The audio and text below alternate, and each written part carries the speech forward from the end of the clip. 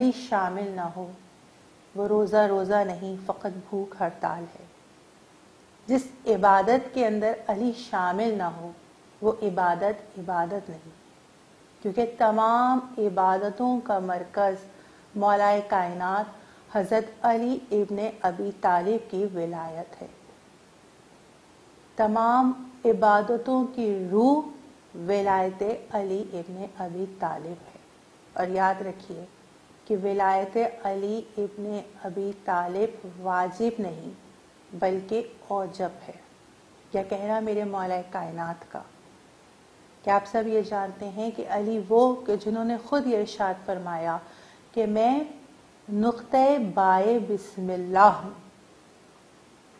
اور عبادت کو جب ہم تحریر کرتے ہیں تو عین بے الف دال اور تے لکھتے ہیں تو بنتی ہے لفظ عبادت۔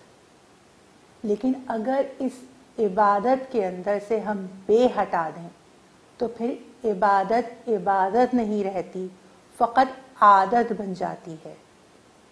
یعنی معلوم یہ ہوا کہ مولا کائنات کی ذات وہ ذات ہے کہ جسے آپ اپنی کسی عبادت سے نہیں نکال سکتے، کیونکہ جیسے ہی عبادت کے اندر سے مولا کائنات کو آپ نے نکال دیا وہ آپ کی فقط عادت بن جائے گی جو آپ کو کوئی نفع نہیں دے گی۔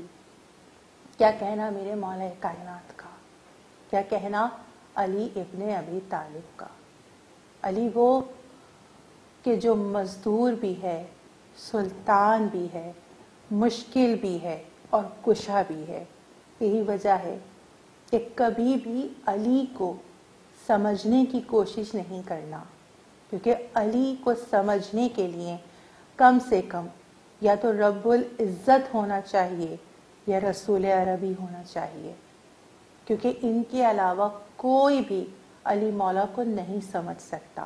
ہمیں علی سمجھنا نہیں ہے، ہمیں علی سمجھانا نہیں ہے، ہمیں علی فقط ماننا ہے، اور اس طرح سے ماننا ہے کہ جس طرح سے غدیر خم کے میدان میں منبر پہ کھڑا کر کے رسول خدا نے علی کو علی منوایا اور ہر ایک شے پہ واجب کر دیا ولایت علی ابن ابی طالب کو۔